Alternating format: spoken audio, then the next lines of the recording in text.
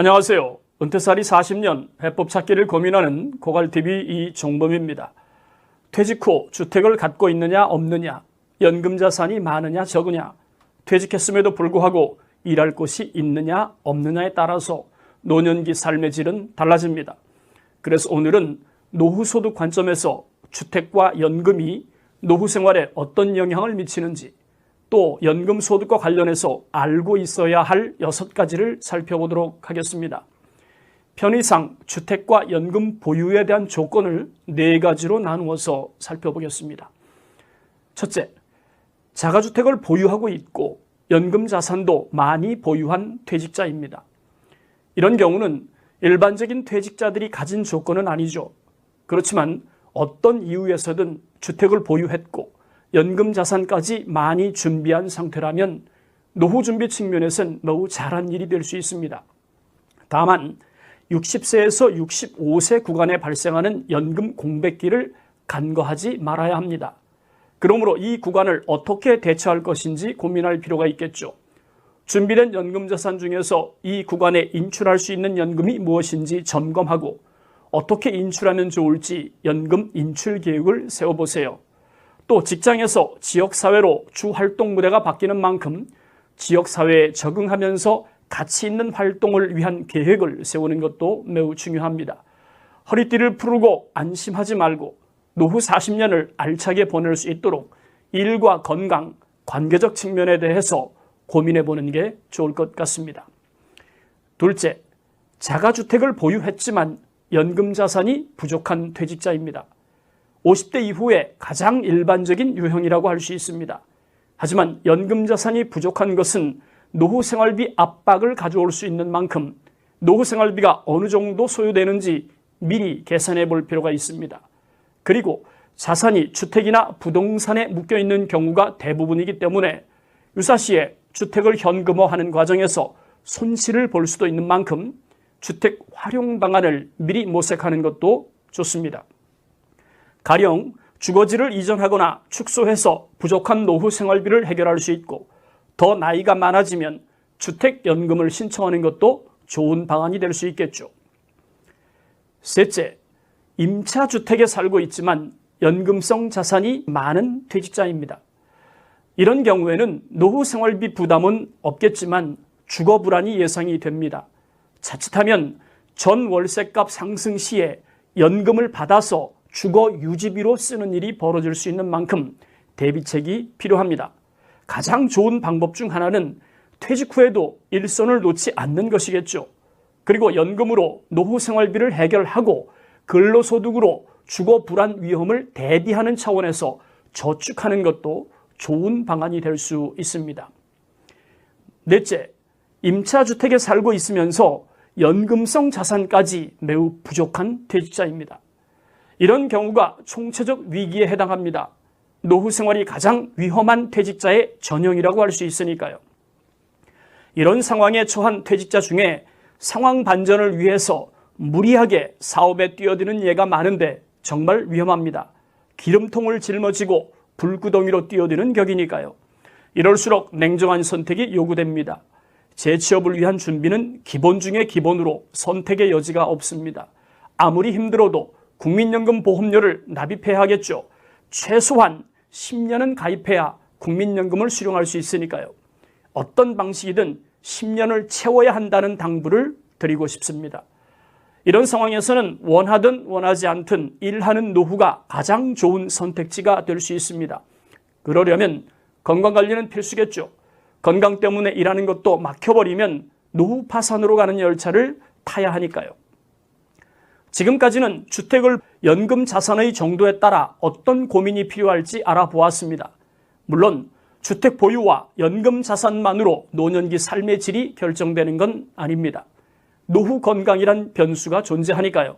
그럼에도 불구하고 주택과 연금은 노후 준비와 아주 밀접한 관련이 있는 만큼 퇴직 전까지 크기와 상관없이 내 집을 마련하는 일과 연금성 자산을 키우는 문제에 대한 고민이 절대적으로 필요합니다. 이번엔 국민연금, 퇴직연금, 건강보험과 관련해서 궁금해하는 것들 중 6가지를 추려보았습니다.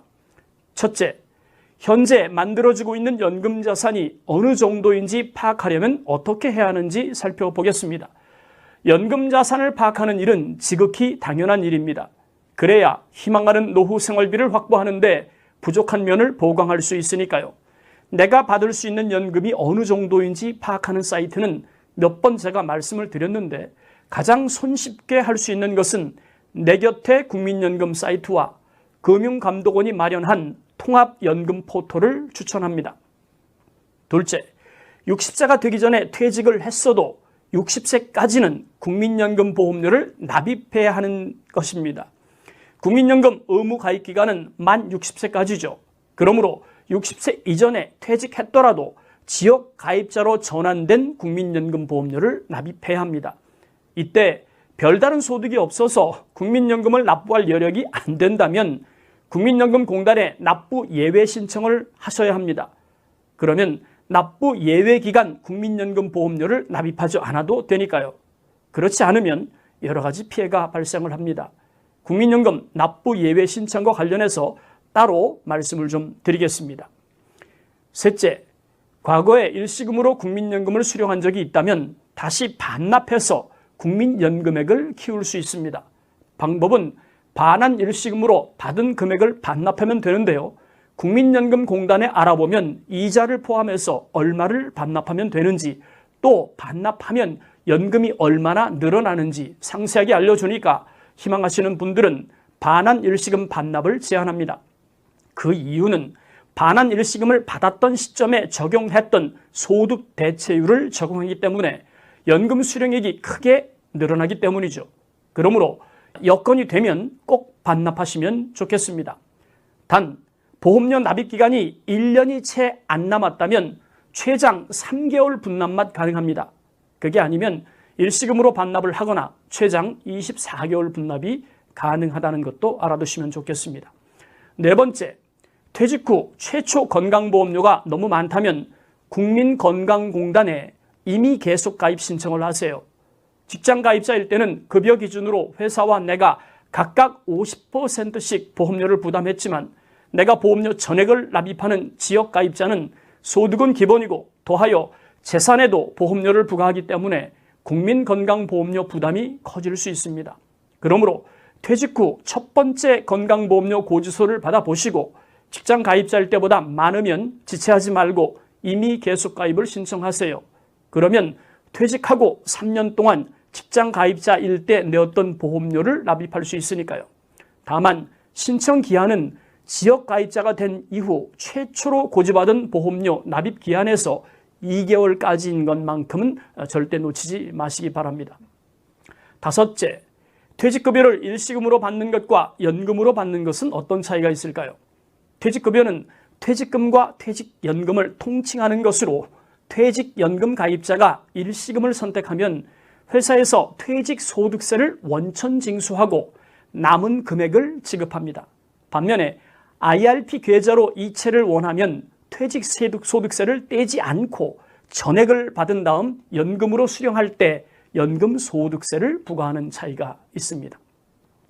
일반적으로는 퇴직연금 소액계좌는 일시금을 선호합니다. 하지만 고액계좌는 연금을 선호하는 편이죠.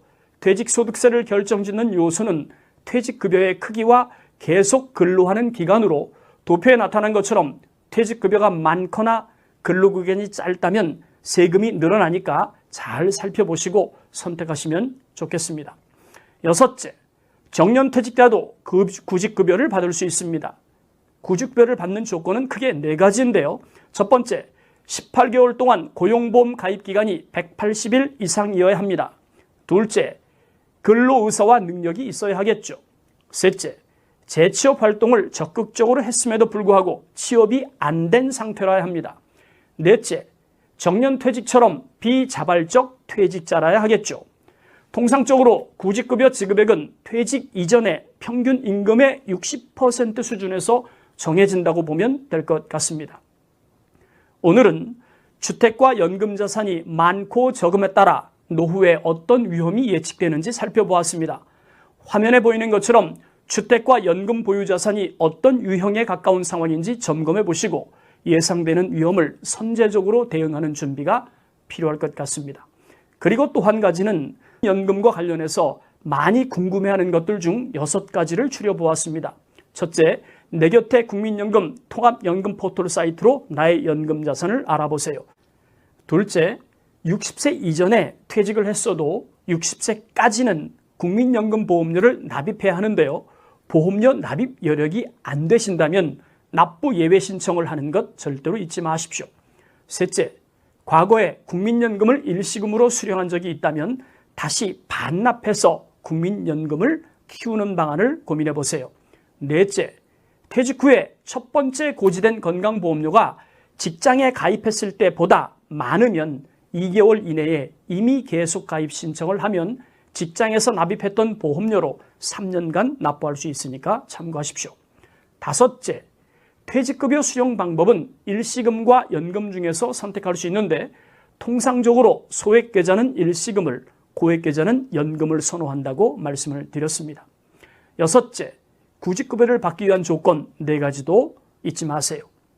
오늘 영상 여기까지입니다. 여러분의 건강하고 행복한 노후를 응원하겠습니다. 감사합니다.